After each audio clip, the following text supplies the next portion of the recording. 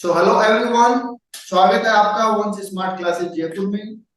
हम time to time आपके लिए बहुत से एक्सपीरियंस सीएमएस की स्टोरी लेके आते हैं, उनका एक्सपीरियंस आपके साथ शेयर करते हैं ताकि आप उनके एक्सपीरियंस का बेनिफिट उठा पाए। इसी सीरीज में आज हमारे साथ हैं CMA Vishnu Upadhyay sir. Sir के पास इतनी डिग्री है कि अगर गिनना स्टार्ट करें तो शायद कम पड़ जाएगी। तो सर सबसे पहले तो बहुत बहुत स्वागत है। धन्यवाद सुरेश जी, बहुत बहुत धन्यवाद। तो सर के बारे में मैं आपको थोड़ा सा इंट्रोडक्शन दे दूं। वैसे तो लिस्ट बहुत लंबी है, फिर भी मैं कुछ ब्रीफ में कुछ बातें आपको बता देता हूँ। सबसे पहले सर प्रैक्टिसिंग कॉस्ट अकाउंटेंट है। लंबे टाइम से सर प्रैक्टिस कर रहे हैं और इससे पहले सर ने जॉब भी की है। सर अभी रजिस्टर्ड वैल्यूअर है। सर ने इंसॉल्वेंसी प्रोफेशनल कोर्स भी किया है। साथ ही साथ में सर ने फोरेंसिक ऑडिटर कोर्स भी किया है और सर फोरेंसिक ऑडिटर। तो आज का जो टॉपिक है वो हमने सर्च के स्पेशलाइजेशन पे ही रखा है, post qualification courses for a qualified year. तो ये हमारा आज का टॉपिक है। तो सर स्वागत है एक बार फिर से आपका हमारे इस शो में। बहुत बहुत धन्यवाद सुरेश जी, आपका आपके शो में बुलाने के लिए। Thank you sir. तो सर शुरू करने से पहले एक मेरा पर्सनल क्वेश्चन आपसे।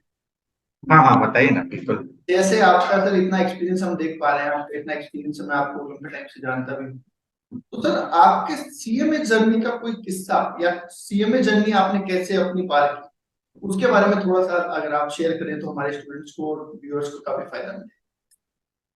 सीएमए जर्नी अगर मैं बात करूं तो सीएमए जो है पहले सीडब्ल्यूए होता था, हम सब जानते हैं। फर्स्ट एंड वर्क्स अकाउंटेंट होता था। और जिस फेज में हम लोग थे, उस फेज में हम लोगों को प्रोफेशनल कोर्सेज के बारे में बहुत ज्यादा मालूम नहीं होता था। मुझे याद है कि हम चार लोगों ने 89 में ग्रेजुएशन किया था और डी भरतपुर से।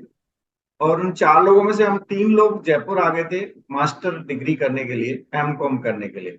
तो हम सभी लोगों का प्लान था कि हम एजुकेशन में जाएंगे और जो एक रेस्पेक्टेबल जॉब है एजुकेशन, सर्टेनली, और अच्छा पेइंग भी है, जिसमें अपने लेक्चरर यूनिवर्सिटी कॉलेजेस में लगते हैं, तो वो हमारा एम था बनने का। तो हम तीन लोगों ने एडमिशन लिया था और चौथे जो थे वो सीए में एडमिशन लिया उन्होंने दिल्ली जाकर। तो जब हम यहाँ आ गए, हमने एडमिशन ले लिया, तो पता चला हमारे एक साथी ने सीए में एडमिशन ले लिया है। तो उस समय हमें मालूम चला कि ये जो प्रोफेशनल कोर्सेज भी कुछ होते हैं। और तब भी बहुत ज्यादा जानकारी नहीं थी कि कैसे होता है, क्या होता है। बस ये था कि हाँ, सीए होता है। बाकी उसके अलावा और जो प्रोफेशनल कोर्स हैं, जैसे अपना सीडब्ल्यू है या कंपनी सेक्रेटरी है, उतनी नॉलेज उस एरिया में जहाँ हमने ग्रेजुएशन किया था वहां नहीं थी।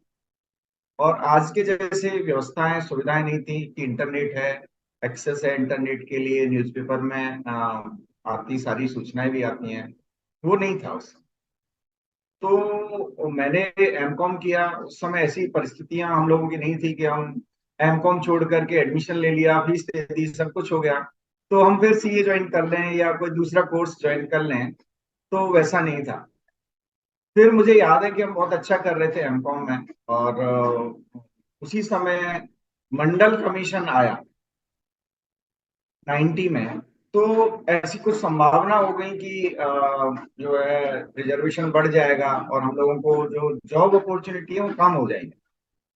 तो फिर मैंने एमकॉम फाइनल ईयर के एग्जाम के बाद में मैंने अपना सीडब्ल्यूए ज्वाइन किया।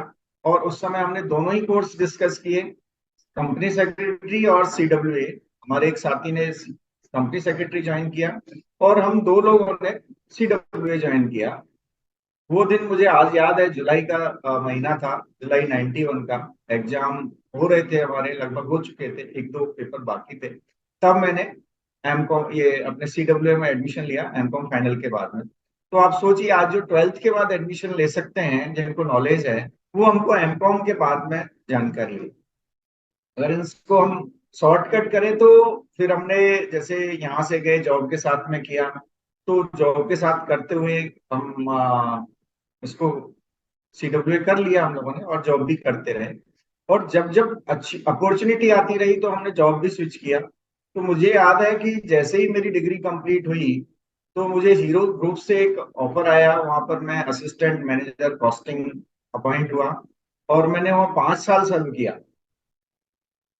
वहाँ एक्सपीरियंस गेन किया, कैसे कॉस्ट ऑडिट रिकॉर्ड बनते हैं, कैसे कॉस्ट रिकॉर्ड बनते हैं, कैसे कॉस्ट ऑडिट रिपोर्ट बनती है, कैसे कॉस्ट ऑडिट कराना है, वो सारी जानकारी वहाँ ली। और इसी बीच मुझे अपॉर्चुनिटी मिली फॉरेन से एबीसी इम्प्लीमेंट करने के लिए, एक्टिविटी बेस्ड कॉस्टिंग इम्प्लीमेंट करने के लिए। तो उस समय के हिसाब से आप सोचिए, 2005 में I was at 35 year of age, I got an opportunity in overseas. तो मेरे लिए एक्साइटिंग था। तो मैं गया वहां पर, काफी लोगों ने डिस्करेज भी किया कि बहुत ऐसा कंट्री है, ये फर्स्ट अपॉर्चुनिटी थी नाइजीरिया में। तो फिर भी मैं गया कि ठीक है, कोई बात नहीं, देखेंगे क्या होगा। तो ऐसा था वहां पर। लेकिन वहाँ जो परिस्थितियां थी वो देख के, जो सिस्टम था, सॉफ्टवेयर थे अवेलेबल, उसमें एबीसी इम्प्लीमेंट करना पॉसिबल नहीं था। जैसे वो उनका अकाउंटिंग पैकेज जो था वो टैली पर चलता था, सो उसमें एबीसी कैसे इम्प्लीमेंट कर सकते थे, कोई ईआरपी या सैप नहीं था। तो फिर ये हुआ कि अपॉर्चुनिटी मिली कि वहां पर जो फाइनेंस हेड थे वो उन्होंने रिजाइन कर दिया और छोड़ के चले गए।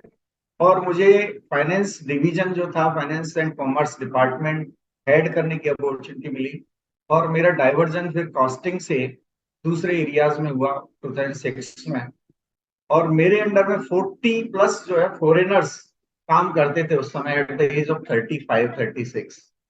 So it was really exciting कि with the help of this CWA CMA degree, I could manage those affairs, and I was reporting directly to the management at that point of time. And I was heading, that all commercial functions, treasury, procurement, internal audit, accounting, finance, all those functions, and even business planning, business reporting, all those things I was handling. सो बहुत अच्छा journey रहा। फिर मैंने और भी बहुत सारे countries में काम किया, थाईलैंड काम किया, यूएई काम किया, ब्राजील काम किया। और मैंने लास्ट जो अपॉर्चुनिटी थी मेरी, वो मुझे ओमान में मैंने जॉब किया एज ए फाइनेंस कंट्रोलर।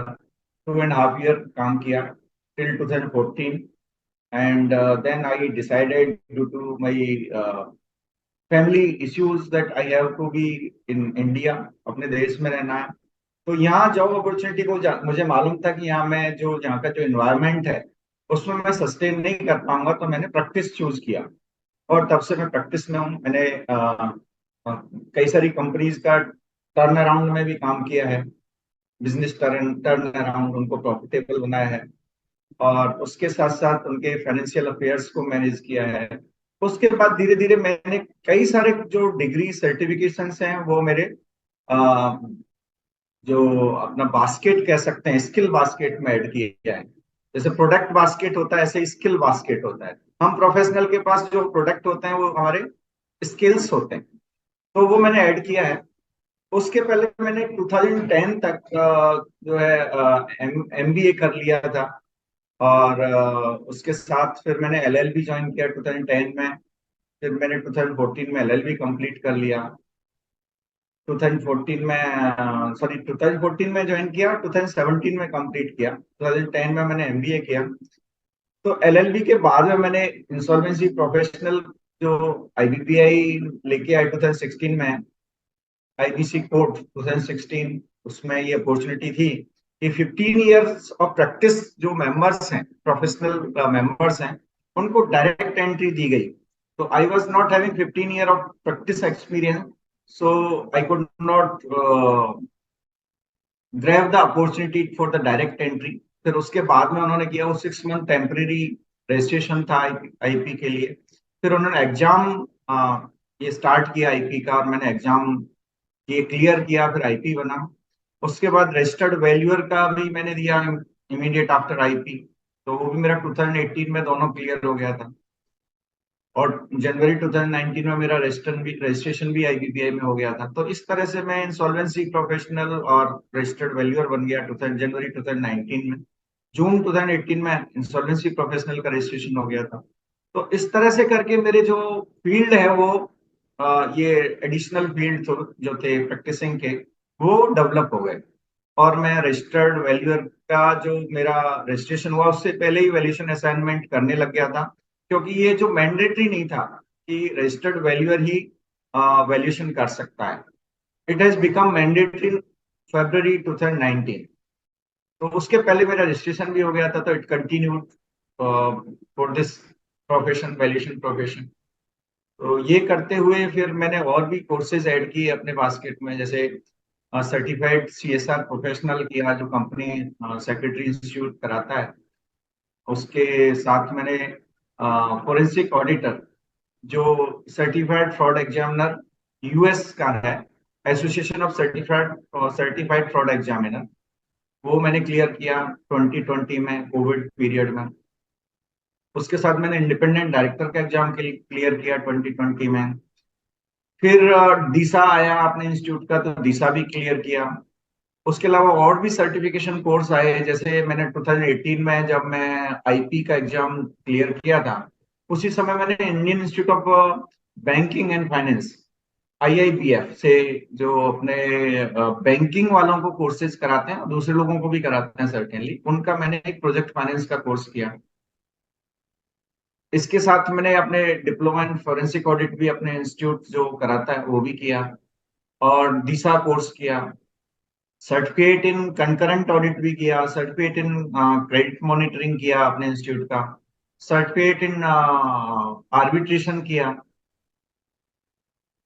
तो इस तरह से मैंने बहुत सारे जो अपने सर्टिफिकेशन है। तो लास्ट रिसेंट जो मैंने किया है वो डेट रिकवरी एजेंट आईआईबीएफ से किया है। तो अभी अच्छा, इन द मीन टाइम मैंने 2019 में master degree in real estate भी ज्वाइन किया। तो इस तरह से आप कोई लिमिट नहीं है कि आप कुछ कोई भी जो कोर्स अवेलेबल हैं और जो आप कर सकते हो वो करते रहना चाहिए, मेरा ये मानना है। हाँ, सर्टेन जो कुछ फैमिली इश्यूज जैसे अपनी होता है कि भाई बच्चे होते हैं, कुछ पीरियड ऐसा आता है बीच में कि आप नहीं कर पाते हैं, लेकिन मेरा जो जर्नी है सीएमए जर्नी बहुत ही अमेजिंग रहा, और मैंने बहुत अच्छे पोजीशंस पे काम किए। Because of CMA I travelled for 5-6 countries, and recently for the valuation purpose, in 2021 I traveled in Ethiopia for the valuation assignment only। तो आपके पास एम्पल अपॉर्चुनिटी है अगर आपके पास आपके बास्केट में प्रोडक्ट हैं तो। ये great sir, great. Lake of awareness होने के बावजूद, इतना लेट स्टार्ट करने के बावजूद सर आपने इतने सारे कोर्सेज किए हैं, हमारे लिए तो नाम याद कर पाना भी मुश्किल हो रहा है उनका। और आपने सर इतने किए हैं, और देखा जाए तो आपकी तो कंटिन्यूस जर्नी ही स्टार्ट है, कभी रुकी ही नहीं और अभी भी चल रही है। अभी भी मैं master degree in plant and machinery valuation कर रहा हूँ, जो मैंने अभी ज्वाइन किया। तो ये बिल्कुल, 2 ईयर कोर्स है। एक बहुत बड़ी इंस्पिरेशन है आप बच्चों के लिए, और हमारे जो क्वालिफाइड सीएमए हैं जिन्होंने रिसेंटली क्वालिफाइड किया है उनके लिए। सर इसी बारे में एक जानना चाहेंगे कि सीएमए बनने के बाद, जैसा आपने बताया कि आपने इतने सारे कोर्सेज किए हैं, और मेरा एक जो क्वेश्चन था वो आप ऑलरेडी कवर कर चुके हैं कि बेनिफिट्स क्या है। अगर आपके बास्केट में एडिशनल डिग्रीज हैं, एडिशनल सर्टिफिकेट्स हैं, तो आप उनका बेहतर इस्तेमाल कर सकते हैं और उनके बेस। तो सर एक ब्रीफ में जानना चाहेंगे कि ऐसे कौन कौन से कोर्सेज अवेलेबल हैं जो एक सीएमए क्वालिफाइड करने के बाद एक पर्सन परस्यू कर सकता है। सीएमए क्वालिफाइड जो अपने मेंबर्स हैं, प्रोफेशनल्स हैं, सबसे पहले तो मैं एक एडवाइस करूंगा, जो भी न्यूली क्वालिफाइड जो अपने मेंबर्स हैं, ये सी उनको सीएमए क्वालिफाइड बोलते हैं, उनको मैं रिक्वेस्ट करूंगा या सजेस्ट करूंगा कि वो मेंबरशिप अवश्य लें, इमीडिएट, जब भी एलिजिबल हों वो मेंबरशिप लें। तो उसके बेनिफिट्स हैं, जैसे एक फर्स्ट एग्जांपल मैं बताऊंगा कि जब आईबीपीए ने आईपी का जो कोर्स इंट्रोड्यूस किया, एग्जाम इंट्रोड्यूस किया, तो उसमें एलिजिबिलिटी क्राइटेरिया रखा कि जिन जो 10 years से मेंबर्स हैं किसी भी इंस्टीट्यूशंस के, सीएमए, सीए, सीएस या लॉयर, वो एलिजिबल है।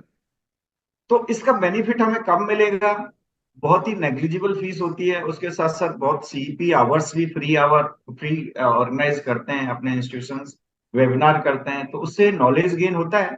और उसके बाद कब आपको ब्लाइंड बेनिफिट होगा, जो आज we can not, today we can not imagine, वो फ्यूचर में मिल जाए। जैसे मैंने आपको एग्जांपल दिया आईपी का, तो आपका एलिजिबिलिटी क्राइटेरिया क्या रखा? 10 years मेंबरशिप। तो आप जब मेंबरशिप ही नहीं लेंगे तो एलिजिबल कहां से हम?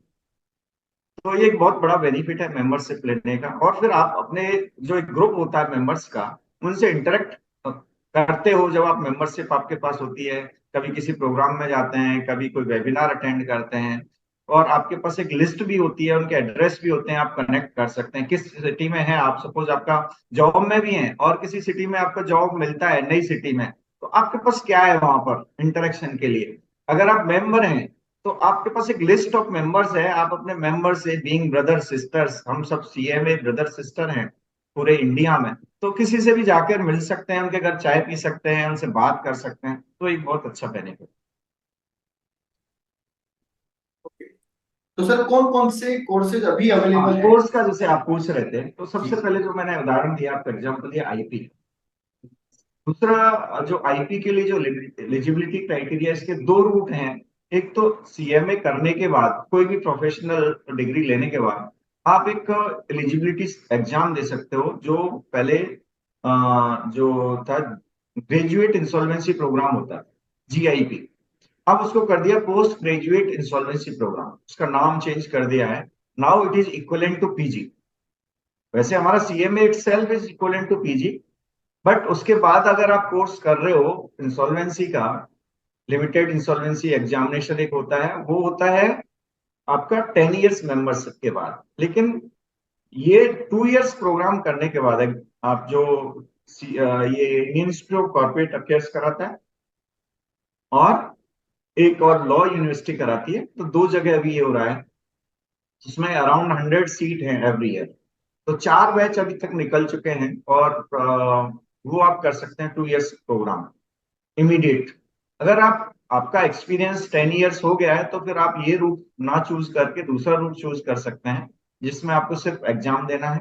एग्जाम पीजीआईपी करके भी देना है, लेकिन इस रूट में आपको 2 इयर्स का जो रेगुलर कोई कोर्स नहीं करना है। 10 इयर्स मेंबरशिप है आपके पास, तो आपके पास एक्सपीरियंस है और आप एलिजिबल हैं, आप एग्जाम दे सकते हैं। तो ये एग्जाम जो कंडक्ट कराता है आईपीपीआई कराता है, with the help of NISM, और कोई भी हो सकता है, अभी आजकल एनआईएसएम के थ्रू कंडक्ट कराते हैं।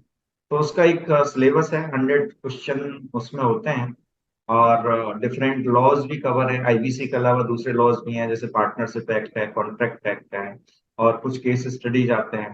इसमें नेगेटिव नेगेटिव मार्किंग होती है। और इसके अलावा इसमें 60% जो है पासिंग परसेंटेज है। तो ये आप कर सकते हैं। उसके बाद आप आईबीसी में as an insolvency professional practice कर सकते हैं। तो ये बेसिकली प्रैक्टिसिंग के लिए है, क्योंकि अगर आप जॉब में हैं तो इसके लिए एलिजिबल नहीं है। आप जॉब में रहते हुए आईपी का रजिस्ट्रेशन नहीं करा सकते हैं। इसके अलावा है रजिस्टर्ड वैल्यूअर का।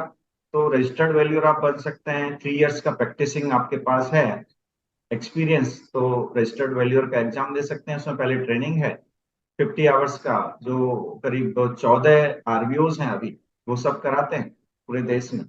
और हमारा अपना इंस्टीट्यूशन भी है, जो तीनों क्लासेज में, 3 क्लास हैं इसमें, फाइनेंस सिक्योरिटीज और financial assets, plant and machinery और लैंड एंड बिल्डिंग। तो हम लोग एलिजिबल है सिक्योरिटीज और फाइनेंशियल एसेट्स के लिए, तो वो कर सकते हैं। आफ्टर 3 ईयर 50 आवर्स ट्रेनिंग के बाद एग्जाम क्लियर करना होता है। एग्जाम क्लियर होने के बाद आप रजिस्टर्ड वैल्यूअर बन जाते हैं, एप्लीकेशन अपने आरबीओ को देने के बाद। इसके अलावा आप फोरेंसिक ऑडिटर जो है वो कोर्स कर सकते हैं। फोरेंसिक ऑडिटर जो डिप्लोमा है या सर्टिफिकेशन है जो यूएस वाला है, वो आप जॉब में रहते हुए भी कर सकते हैं। वो एक इसका बेनिफिट है। ये ऑनलाइन होता है कंप्लीटली, इसके एग्जाम ऑनलाइन है, और ऑनलाइन क्लासेज हैं। अच्छा, इसमें 3 फैसिलिटी हैं जो यूएस वाला है। इसमें एक तो मैनुअल मिलता है, जो स्टडी नोट्स, जो आपके स्टडी बुक है वो मैनुअल है। वो काफी लेंथी हो जाता है, तो वो फिजिबल नहीं होता पढ़ना। मोर देन 2000 पेजेज है उसमें, तो उसको पढ़ना उतना इजी नहीं है, टाइम सेव नहीं कर पाते। इसके अलावा एक ऑनलाइन प्रिपरेटरी कोर्स होता है इनका, जो बहुत ही हेल्पफुल है। मैंने भी उसी की हेल्प से क्लियर किया था। और उसमें 3 अटेम्प्ट आपको मिलते हैं, 3 अटेम्प्ट में आप क्लियर कर सकते हैं। पासिंग परसेंटेज 75 मार्क्स है उसमें, आउट ऑफ 100। 4 पेपर होते हैं उसके अंदर। तो ये एक आप कर सकते हैं। और इंडियन जो अपना डिप्लोमा है फोरेंसिक ऑडिट का, वो अपना इंस्टीट्यूट कराता है, 20,000 फीस है उसका। और अभी आजकल कुछ डिस्काउंट भी ऑफर किया हुआ अपने इंस्टीट्यूशन ने, 10% for the members. And 25% for the students. तो इस तरह से आप फोरेंसिक ऑडिटर भी बन सकते हैं, और इसका हेल्प आपको जॉब में सर्टेनली मिलता ही है, तो हम जानते हैं। वो उसकी आगे बात कर लेंगे जब इस तरह का कोई डिस्कशन होगा तो इस तरह से ये कोर्स कर सकते हैं। इसके अलावा जो कोर्सेज मैंने बताए, जैसे सर्टिफिकेट इन आर्बिट्रेशन कर सकते हैं, जो वो भी अपना ऑनलाइन होता है। उसमें 60% मार्क्स है, पासिंग मार्क्स है, और उसमें नेगेटिव मार्किंग नहीं है अपना। अच्छा, ये मैं भूल गया, जो अपना diploma in forensic audit institute करा रहा है, उसमें भी नेगेटिव मार्किंग नहीं है। तो वो इजी पास कर सकते हैं, ऐसा नहीं पास करना डिफिकल्ट है। लेकिन क्या होता है, जब आपके पास सर्टिफिकेट होता है तो आपको अपॉर्चुनिटी मिलती है, आपको प्रेफरेंस मिलता है किसी भी जगह। जब आपके पास सर्टिफिकेट नहीं है, एक्सपीरियंस नहीं है, एक्सपीरियंस कब होता है, जब सर्टिफिकेट होता है। तो सर्टिफिकेट और एक्सपीरियंस दोनों मिल जाते हैं तो आपको अपॉर्चुनिटी और डबल हो जाती है, ट्रिपल हो जाती है, मल्टीपल्स हो जाती है, ये कह सकते हैं। तो इसके अलावा जैसे कंकरेंट ऑडिट है, इंटरनल ऑडिट है, डाटा एनालिसिस का कोर्स है, वैल्यूएशन का एक कोर्स कराते हैं, फाइनेंशियल मॉडल वैल्यूएशन का कोर्स है, और क्रेडिट मॉनिटरिंग का एक कोर्स है। तो क्रेडिट मॉनिटरिंग का जैसे कोर्स है, उसमें एक अपना मैं एक्सपीरियंस शेयर करूंगा कि मैंने इथियोपिया में जो आपको शेयर कर रहा था, एक वैल्यूएशन असाइनमेंट के लिए मैं गया था वहां पर। तो वहां पर रिक्वायरमेंट आई, उसके बाद में मेरी वैल्यूएशन असाइनमेंट विजिट के बाद, रिपोर्ट सबमिशन के बाद, वो मैंने किसी और थर्ड पार्टी के साथ एसोसिएशन में किया था वैल्यूएशन असाइनमेंट, क्योंकि वो कंप्लीट एसेट्स का वैल्यूएशन था।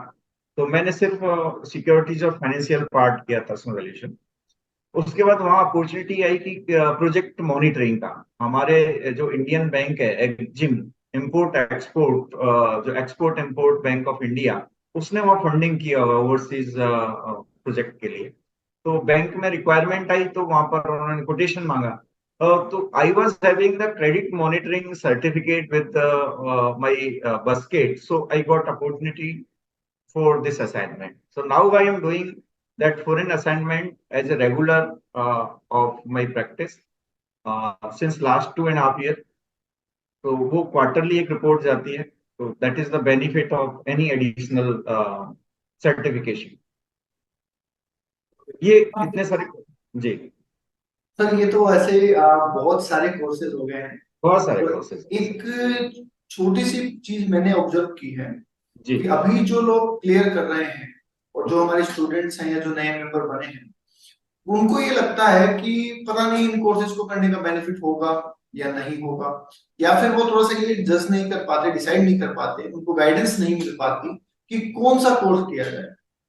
तो सर अगर अभी मैं आपसे पूछूं तो क्या आप कोई 3 टॉप कोर्सेज बता सकते हैं कि हाँ ये अगर आप करना चाहते हैं तो प्रायोरिटी में इसको कर लें।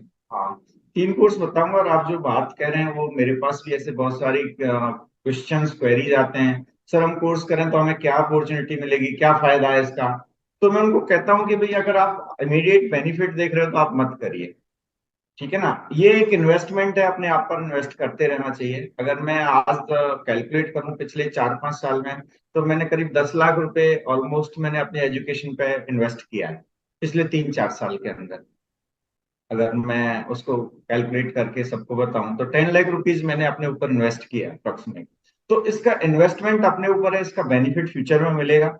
और नहीं भी मिलेगा तो आपके पास इतनी नॉलेज होगी, एम्पल नॉलेज, की आप कहीं पर बैठे हैं, कोई डिस्कशन हो रहा है, तो आप अपनी बात रख सकते हैं विद द फैक्ट्स।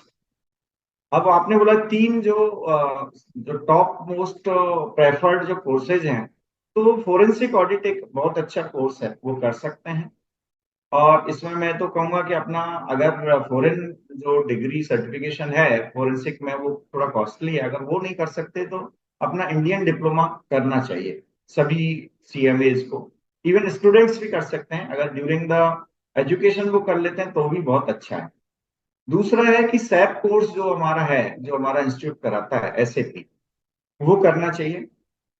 तीसरा जो मैं सजेस्ट करूंगा कि डीसाई कोर्स है, diploma in information system and security audits, वो करना चाहिए।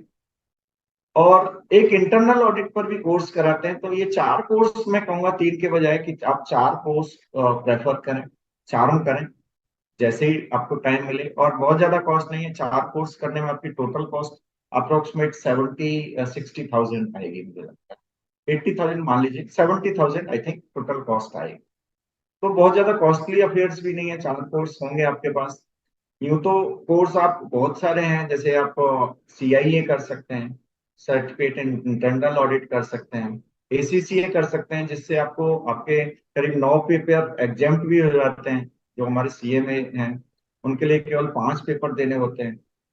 आप रिस्क मैनेजमेंट में भी कोर्स कर सकते हैं।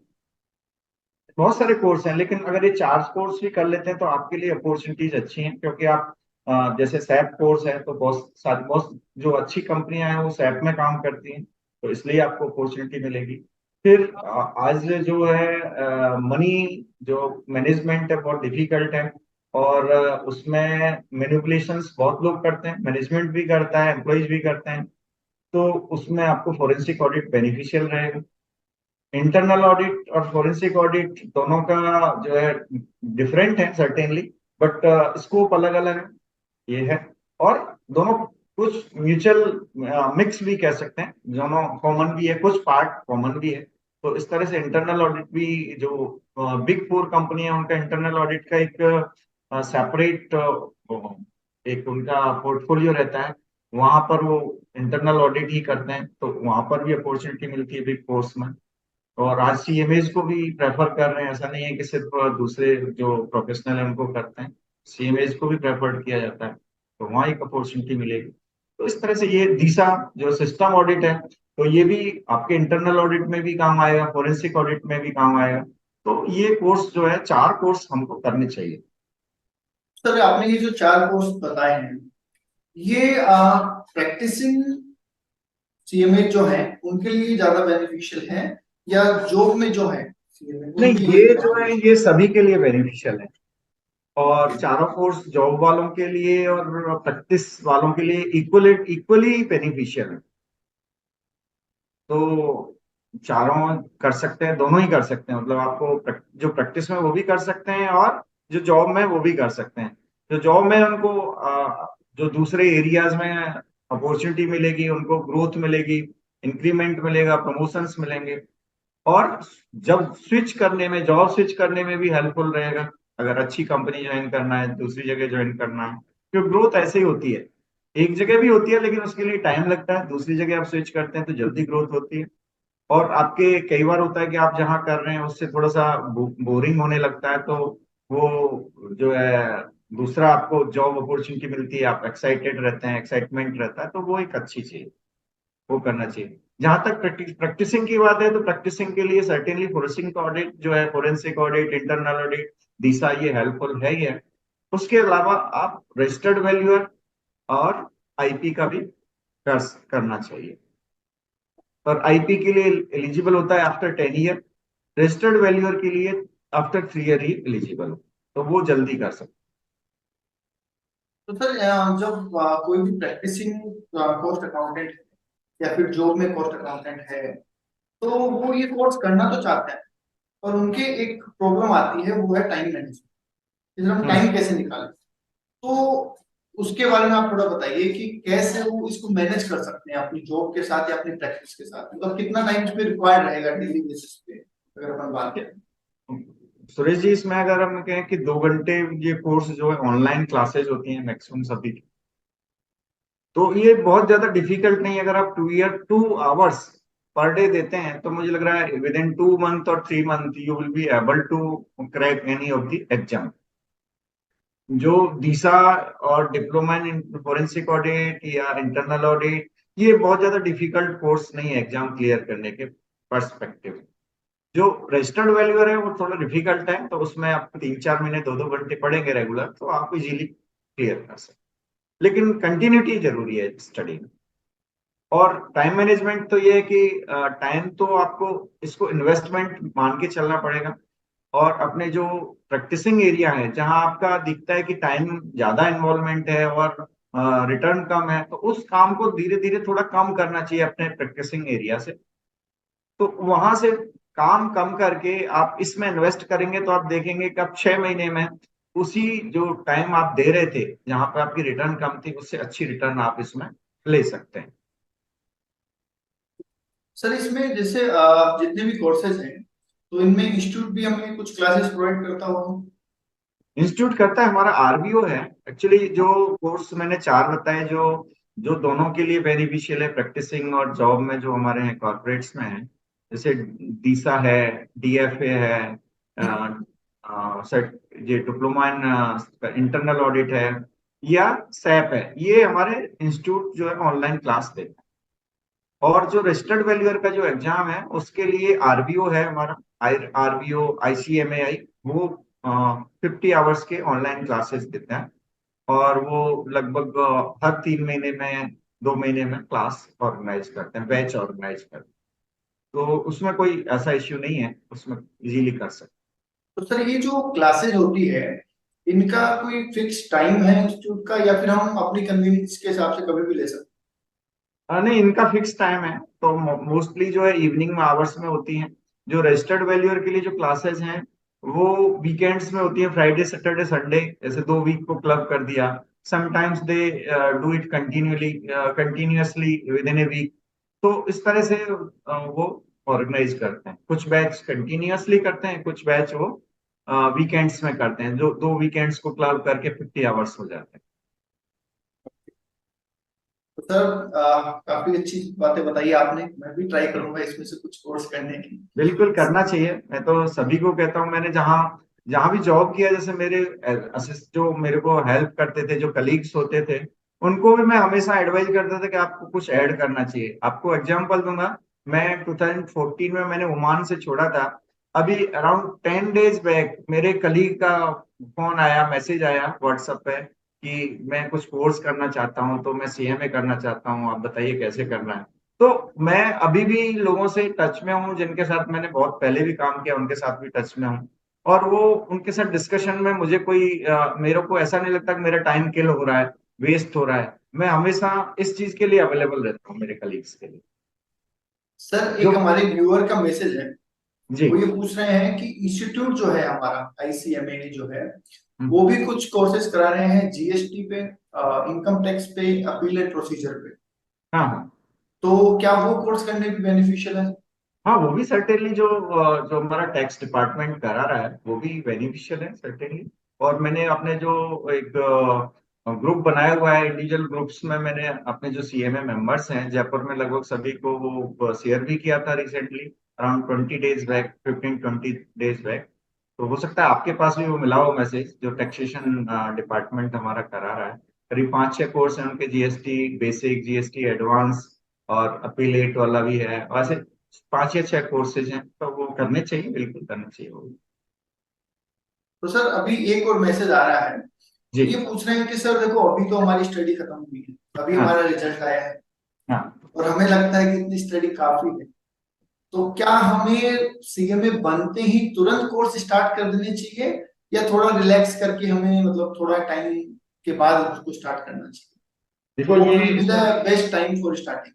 बिल्कुल best time to start, actually at least if you do not want to start a new qualified CMA, if he doesn't want to start immediately, so he has to decide that when he has to start, like after 2 month or 3 month, और उसको achieve भी करना उस target को। क्योंकि एक बार क्या gap अगर ज्यादा हो गया तो उसको फिर कंटिन्यूटी लाना एजुकेशन में थोड़ा डिफिकल्ट होता है। तो उसको कंटिन्यूटी बनाने के लिए बहुत ज्यादा गैप नहीं करना चाहिए। ये अच्छा है कि हमें हमेशा लगता है कि कुछ अच्छा अचीव कर लेते हैं तो लगता है थोड़ा रिलैक्स करते हैं, चाहे वो जॉब में हो, चाहे एजुकेशन में हो, चाहे इवन अगर आप देखेंगे कि बहुत ज्यादा स्पोर्ट्स वाले हों, कोई भी हों, तब जब वो कुछ अचीव कर लेते हैं अच्छा, तो सोचते हैं कि कुछ दिन यार रिलैक्स करते हैं हम, अभी थोड़ा रिलैक्स का समय है। लेकिन रिलैक्स करिए आप, लेकिन एक टाइम फ्रेम निश्चित कर लीजिए कि हमें 2 महीने बाद कुछ स्टार्ट करना है। तो उससे क्या है और वो अपने नोट, एक नोट पैड बनाइए, उसमें नोट भी करिए कि इस डेट से हमें ये कुछ ना कुछ स्टार्ट करना है। अदरवाइज क्या होता है, वो टाइम लैप्स होता जाता है और फिर हम कुछ भी नहीं कर। सर ये बड़ी अच्छी बात कही है आपने कि टारगेट स्टडी होनी चाहिए बेसिकली, ऐसा नहीं कि अपन ने कुछ अचीव कर लिया और बस रिलैक्स होके सो हाँ बस, जाएंगे। क्योंकि अभी हम देखेंगे, और हम ये प्रैक्टिकली भी है, कि जो हमारी प्रोफेशनल डिग्रीज हैं आज, चाहे वो सीएमए हो, सीएस हो या सीए हो, ये एक बेसिक एजुकेशन हो गया है, चाहे वो आईआईटी हो, चाहे वो एमबीबीएस हो। आप देखेंगे एमबीबीएस करने के बाद भी एमएस करते हैं, एमडी करते हैं, बहुत सारे, मतलब वो 45-50 ईयर्स तक स्टडी करते रहते हैं। वैसे ही आईआईटी करने के बाद आईआईएम करते हैं और दूसरे रिसर्च कोर्स भी करते रहते हैं। वैसे ही अपना सीएमए या सीए या सीएस के साथ भी है, और होना चाहिए। हमको मान के चलना चाहिए कि आज केवल आ, ये बेसिक डिग्री ही काफी नहीं है, इसके साथ एड ऑन कोर्सेज भी बहुत जरूरी है। क्योंकि आप देखेंगे जब हम जॉब करते हैं तो हमने अभी एक बास्केट जो जिसमें सभी कुछ है, वैसा एक हमने नॉलेज गेन कर ली, एक डिग्री ले ली है। लेकिन जब स्पेशलाइजेशन की बात आती है तो हम वी फील कि we have to do something more than this what we have done. जैसे फाइनेंस एक इटसेल्फ अगर हम देखें तो एक बहुत बड़ा एरिया है, जबकि हमने तो एक सब्जेक्ट के रूप में पढ़ा है कुल, या प्रोजेक्ट मैनेजमेंट या फाइनेंशियल मैनेजमेंट या स्ट्रेटेजिक मैनेजमेंट, कोई भी आप देख लीजिए, कोई भी जो हमने एक सब चैप्टर के रूप में पढ़ा है, अगर हम उसको एडवांस में देखें तो उसको एक कंप्लीट एरिया है वो, जिसमें हम आगे कर जाके स्टडी करके और अच्छा कर सकते हैं। उसके सर। अलावा जैसे उसके अलावा जी जी। जैसे देखेंगे हम, जो हमारी जो डिग्री हैं, ये अपने सीएमए या सीएस, ये पीजी के इक्विवेलेंट है। तो हम लोगों को डॉक्टरेट के लिए भी सोचना चाहिए, पीएचडी भी करना चाहिए, और इसमें आगे अपॉर्चुनिटी, प्रोफेसर लेक्चरर की अपॉर्चुनिटी मिलती है। जो नेट नेट एग्जाम क्लियर करके, या जो junior research fellowship exam clear करके, जेआरएफ क्लियर करके, ये भी हम कर सकते हैं। इसके अलावा हम जो कॉस्ट अकाउंटिंग सर्विसेज हैं, इंडियन कॉस्ट अकाउंटिंग सर्विसेज, उसमें भी गवर्नमेंट जॉब के लिए भी अप्लाई प्लान करना चाहिए।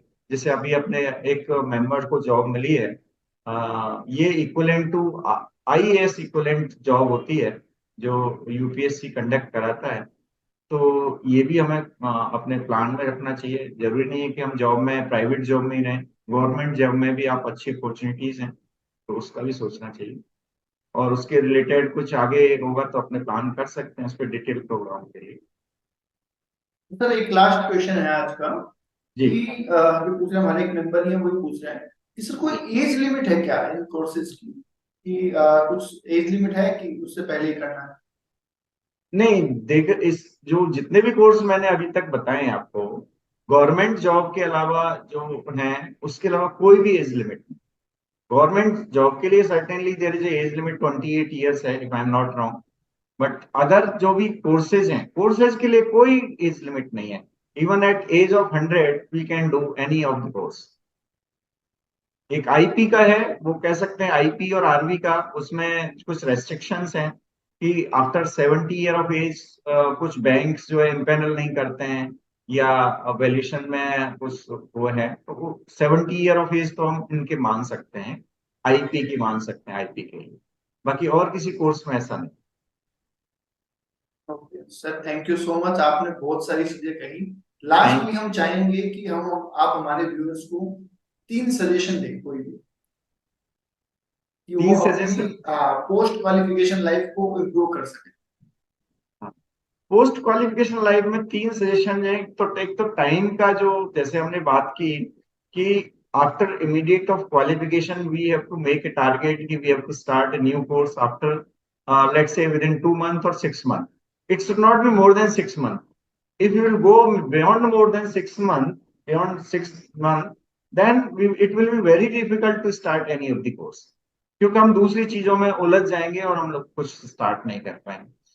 दूसरी चीज मैं ये कहूंगा कि कभी भी कोई अगर डिग्री सर्टिफिकेट कोर्स आप ले रहे हैं तो इमीडिएट बेनिफिट के लिए नहीं सोचें कि हमें इससे फायदा क्या होने वाला है। तो ये आप एक तीसरी ये मैं कहूंगा कि ये जो है, ये दूसरी बात से मिलता हुआ है कि ये अपने आप पर इन्वेस्टमेंट है। आप अपने ऊपर भी इन्वेस्ट करिए। उसके अलावा जो आउट ऑफ जो कोर्सेज में एक बात कहूंगा कि हम जो जो भी कुछ करते हैं, उसमें ये अवश्य देखें कि हम अपने लिए बहुत कुछ कर रहे हैं, क्या थोड़ा हम देश के लिए भी कर सकते हैं, थोड़ा सा समय हम देश के लिए भी करें। और उसमें क्या कर सकते हैं, देश के लिए काम में, जॉब में रहते हुए कर सकते हैं। जैसे विसिल ब्लोअर, आज एक आपने वर्ड सुना होगा विसिल ब्लोअर का। उसमें आप जहां कहीं भी कुछ गलत हो रहा है, हम देख रहे हैं, उसको आप एक अप्रोप्रिएट फोरम में रिपोर्ट कर सकते हैं। तो उससे भी आप देश के लिए वैल्यू ऐड कर सकते हैं। कुछ खुद तो गलत करें ही नहीं और दूसरे को भी करने से रोकें। चाहे वो हमारी सिटीजन लाइफ हो, चाहे हम रोड पर चल रहे हों तो हम अपनी लेन में चलें, लाइट क्रॉस ना करें, हेलमेट पहनकर चलें। तो ये तीसरी बात मैं जरूर ऐड करूंगा ऐसे कि हम देश के लिए भी कुछ करके चलें, जिससे बहुत अच्छा सेटिस्फेक्शन मिलता है, अपने लगता है कि हमने कुछ किया है। तो ये जरूर अपने उसमें एम में, विजन में ऐड करके चलें थोड़ा सा, कि हम कुछ समय और कुछ धन, कुछ मन, कुछ तन देश के लिए दें। Great sir, great.